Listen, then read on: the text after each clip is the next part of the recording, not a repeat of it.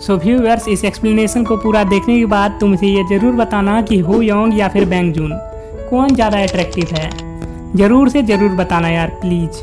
Hello guys, आज मैं Korean drama serendipity embrace का फर्स्ट और सेकंड एपिसोड एक्सप्लेन करने वाला हूँ।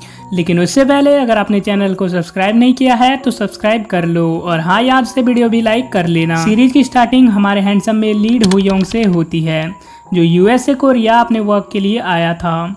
दरअसल हो योंग एक फाइनेंशियल एडवाइजर है जो बहुत ही ज़्यादा टैलेंटेड है और अपने फील्ड में उसका बहुत ज़्यादा ही नाम है। अब हो योंग एक आदमी के साथ कार से उतरता है। इस आदमी का नाम मिस्टर बेक है और इसी की कंपनी के कुछ फाइनेंशियल इश्यूज को सॉल्व करने के लिए हो योंग कोरिया आया होता है। मिस्टर बेक हो योंग के फ्रेंड जोसेफ के डैड थे, इसीलिए हो योंग उन्हीं के पास स्टे करता है। यहाँ हमें हो योंग और मिस्टर बेक की बातों से पता चलता है कि हो योंग सिर्फ 10 दिनों के लिए कोरिया आया है।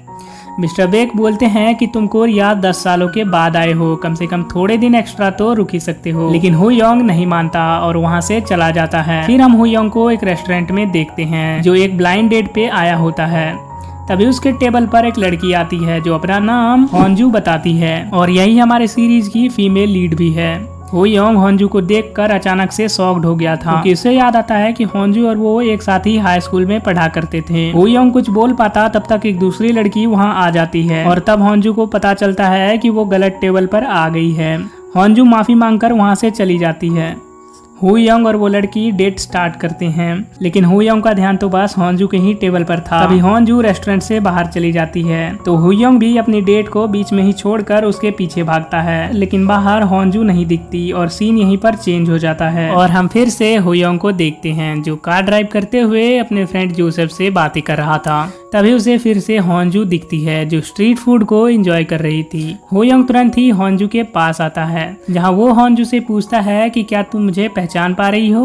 होंजू बोलती है कि हाँ, तुम वही हो योंग हो जो हमारे हाई स्कूल का सबसे इंटेलिजेंट और स्मार्ट लड़का था। होंजू पूछती है कि क्या अब भी तुम अपने किसी हाई स्कूल फ्रेंड के साथ टच में हो। हो योंग बोलता है कि नहीं, फिलहाल तो कोई नहीं है। होंजू तुरंत ही बोलती है कि तुम मुझे अपना नंबर दे दो ताकि मैं तुम्हें सभी स्कूल फ्रेंड्स से मिलवा सकूं। दरअसल होंजू की बेस्ट फ्रेंड अपने स्कूल टाइम से ही हो योंग को पसंद करती थी और अब होंजू हो योंग को अपनी बेस्ट फ्रेंड से मिलवाना चाहती थी।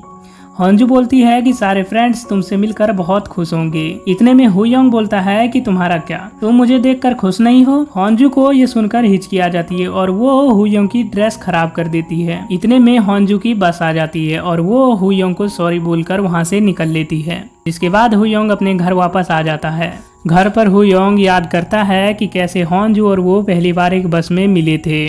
दोनों ही हाई स्कूल स्टूडेंट थे और हो योंग तो पढ़ाई में भी बहुत अच्छा था, लेकिन होंजू का पढ़ाई से दूर दूर तक कोई लेना देना नहीं था। वो बस अपनी लव से रिलेटेड बुक्स पढ़ती रहती थी। यहाँ हमें पता चलता है कि हो योंग अपने हाई स्कूल के टाइम से ही होंजू से साइलेंटली लव करता था। जिसके बाद सुबह हम होंजू को देखते हैं जो अपनी बेस्ट फ्रेंड हाईजी को हो योंग के बारे में बताती है। हाईजी हो योंग के बारे में सुनकर खुशी से उछलने लगती है।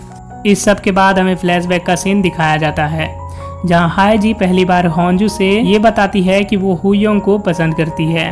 होंजू ये सुनकर हाईजी का मजाक उड़ाने लगती है। वो बोलती है कि तुम्हारा टेस्ट कितना खराब है। दरअसल हो योंग होंजू को बिल्कुल भी पसंद नहीं करती थी क्योंकि एक बार हो योंग ने उसे टीचर्स से पनिशमेंट दिलाई थी, लेकिन फिर भी होंजू अपनी बेस्ट फ्रेंड की मदद करती है क्योंकि हाईजी बहुत ही ज्यादा शाय होती है। इसीलिए होंजू हाईजी की सारी लव लेटर्स हो योंग तक पहुंचाया करती थी। अब सीन प्रेजेंट में आता है और हम हो योंग को ऑफिस में देखते हैं जो किसी के ख्यालों में खोया हुआ था। मिस्टर बेक हो योंग से पूछते हैं कि कल रात भी तुम गायब थे और आज भी तुम खोए खोए से हो, कहीं तुम्हें किसी लड़की से प्यार तो नहीं हो गया। हो योंग उसकी बातों से थोड़ा सा शाय फील करता है और वहाँ से निकल जाता है। बाहर उसे हाईजी कॉल करके वेलकम पार्टी में इनवाइट करती है। हो योंग बोलता है कि मैं जरूर आऊंगा। हाईजी ये सुनकर बहुत ज्यादा खुश होती है। हो योंग उससे हाईजी के बारे में पूछने वाला था, लेकिन तब तक हाईजी ने कॉल ही कट कर दिया था। अब रात में हो योंग और मिस्टर बेक बातें कर रहे थे जहाँ हो योंग मिस्टर बेक को वेलकम पार्टी वाली बात बताता है। मिस्टर बेक उसे टीज करते हुए बोलते हैं कि जरूर तुम्हारे स्कूल फ्रेंड्स में से ही कोई तुम्हारी फर्स्ट लव होगी। हो योंग ये सुनकर वहाँ से भाग जाता है। इधर हम सैंग और हाईजी को देखते हैं जो वेलकम पार्टी के लिए एक्साइटेड हो रहे थे। हाईजी तो मेकअप का ओवरडोज भी कर आई थी। तभी हु योंग वहाँ पर पहुँच जाता है। सैंग हु योंग को देखकर गले से लगा लेता है क्योंकि दोनों ही स्कूल में अच्छे फ्रेंड्स हुआ करते थे।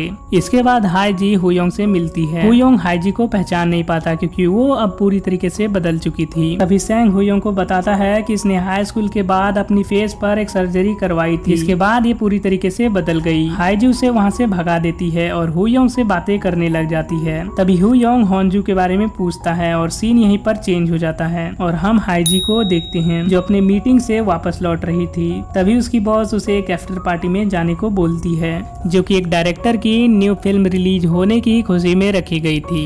होंजू जब पार्टी में डायरेक्टर को कांग्रेचुलेट कर रही थी कि तभी उसे वहाँ पर बैंग जून दिखता है जो कि एक बहुत बड़ा नोबलिस्ट बन चुका था। उसे देखते ही होंजू वहाँ से जाने लगती है पर डायरेक्टर उसे रोक लेते हैं। तभी बैंग जून उसे हेलो बोलता है। हमें यहाँ पर पता चलता है कि बैंग जून और होंजू पहले रिलेशनशिप में थे।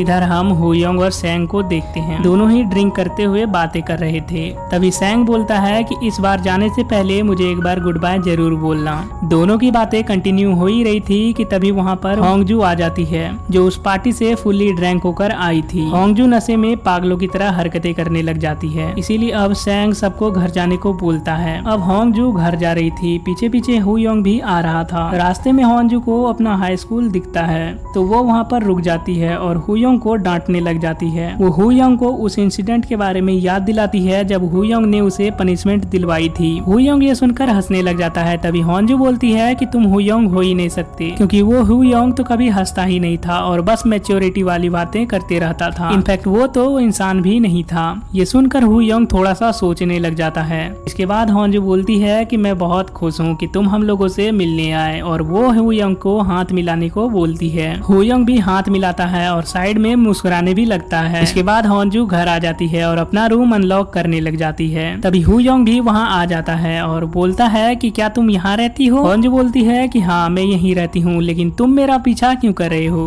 हु योंग हंसते हुए बोलता है कि कल बात करते हैं। अब सुबह होती है और हम होंजू को देखते हैं जिसे कल रात के बारे में थोड़ा थोड़ा याद आ रहा था और तभी से हु योंग की वही बात याद आती है कि उसने बोला था कि कल मिलते हैं। जिसके बाद सीन मिस्टर बेक और हु योंग पर आता है जो ब्रेकफास्ट करते हुए बातें कर रहे थे, जहाँ मिस्टर बेक बोलते हैं कि हमें ऊपर वाले नेबर्स को भी इनवाइट कर लेना चाहिए, लेकिन हु योंग मना करता है और हमें पता चलता है कि मिस्टर बेक और होंजू नेबर्स होते हैं।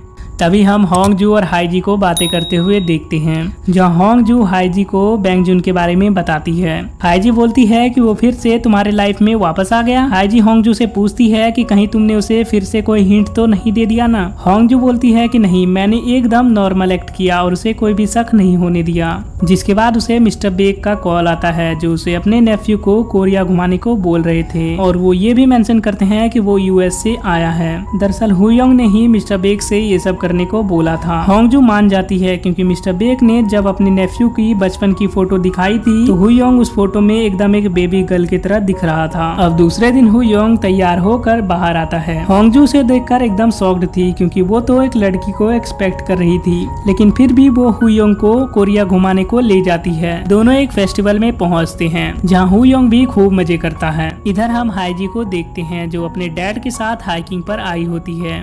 वहीं पर मिस्टर सोन भी उनके साथ ही हाइकिंग पर थे। हाइकिंग करते करते हाईजी बहुत ज्यादा थक जाती है और पैर फिसलने से वो गिरने वाली होती है। तभी मिस्टर सोन उसे गिरने से बचा लेते हैं और यहीं पर हाईजी को मिस्टर सोन के लिए फीलिंग्स आने लगती है। लेकिन तभी मिस्टर सोन के अंकल उसे अपने पास बुला लेते हैं और मिस्टर सोन वहाँ से चला जाता है, लेकिन हाईजी वहीं पर रुक जाती है और उसे वहाँ बैंग जून का मैसेज आता है जिसमें लिखा हुआ था कि मैं तुमसे आज शाम मिलने आ रहा हूँ। इसके बाद सीन यहाँ पर कट होता है। इधर होंजू हु योंग से अपनी ढेर सारी पिक्स क्लिक करवा रही थी।